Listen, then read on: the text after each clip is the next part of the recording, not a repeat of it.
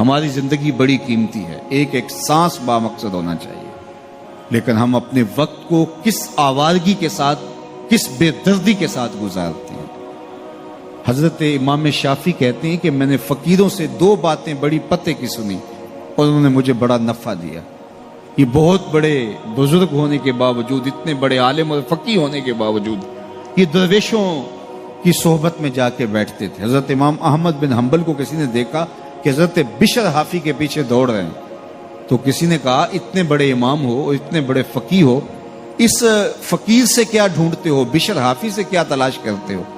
تو حضرت امام احمد بن حنبل نے کہا کہ احمد بن حنبل جس رب کو مانتا ہے، بشر حافی اس رب کو جانتا بھی ہے۔ تو فقیروں کی باتیں بڑی پتے کی ہوتی ہیں، تو کہتے ہیں کہ فقیروں کی 2 باتوں نے، امام شافعی بولے، کہ مجھے بڑا فائدہ دیا۔ ایک تو یہ الوقت سیف قاطع، وقت کاٹ دینے والی تلوار ہے، اگر وقت کو تم کاٹو گے تو ٹھیک، ورنہ وقت تمہیں کاٹ دے گا۔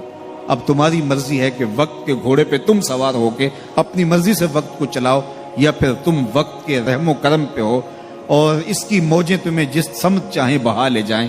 اب تمہارا اختیار ہے کہ تم اپنا وقت کیسے گزارتے ہو۔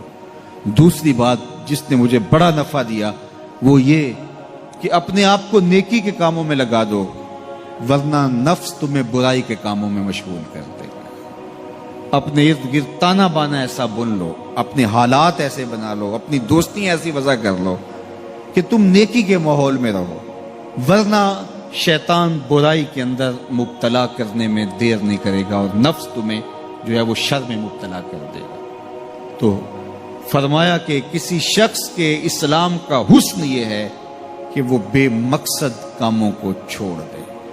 ہم تو بعض کا بیٹھتے ہیں تو گھنٹوں بے مقصد بیٹھے رہتے ہیں اور قیمتی سے قیمتی وقت ضائع کرتے ہیں۔ حضرت اویس کرنی رضی اللہ تعالیٰ عنہ کو حضرت عمر رضی اللہ تعالیٰ عنہ اور حضرت علی المرتضیٰ رضی اللہ تعالیٰ عنہ ملنے گئے، حضور کا سلام دیا، حضور کا پیغام دیا، اللہ اکبر۔ تو ویسے کرنی تو تڑپ گئے نا، چشمان سے آنسو ہیں اور بار بار پوچھتی ہیں میرے حضور کے لبوں پہ میرا نام کیسے آیا تھا۔ حضور نے کہا تھا نا کوئی اویس بن عامر کو ملے اور میرا سلام دے اور اس سے کہے کہ میری امت کی بخشش کی دعا کرے، اللہ اکبر۔ تو یہ ملنے گئے حضور کی وصیت اور حکم کے مطابق، حضور کا سلام دیا، تو یہ بار بار کہتے تھے حضور کے لبوں پہ میرا نام کیسے آیا، اللہ اکبر۔ تو جب یہ تڑپ دیکھی تو کہا اتنی محبت اور اتنا پیار تو حضور کو ملنے نہیں آئے، حضور کو دیکھنے نہیں آئے۔ تو حضرت اویس کرنی فرمانے لگے تم نے میرے حضور کو دیکھا ہے؟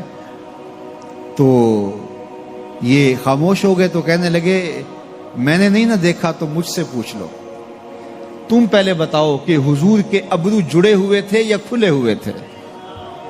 اللہ اکبر، تم نے تو حضور کو دیکھا ہے تو ذرا بتاؤ نا۔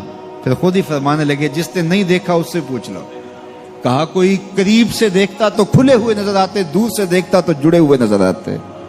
معلوم ہوا کہ حضور کی قربت میں ہی رہے ہیں اگرچہ بظاہر دور رہے ہیں۔ تو یہ اتنے جلیل القدر صحابی ملنے گئے، کچھ دیر باتیں کی، اس کے بعد حضرت اویس کرنی نے ہاتھ بڑھا دیے، کہا اچھا آپ نے بھی آخرت کی تیاری کرنی ہوگی، میں نے بھی کرنی، اچھا حشر کو ملیں گے۔ اللہ اکبر۔ تو وقت بہت قیمتی ہے، کسی کے اسلام کا حسن یہ ہے کہ وہ بے مقصد کاموں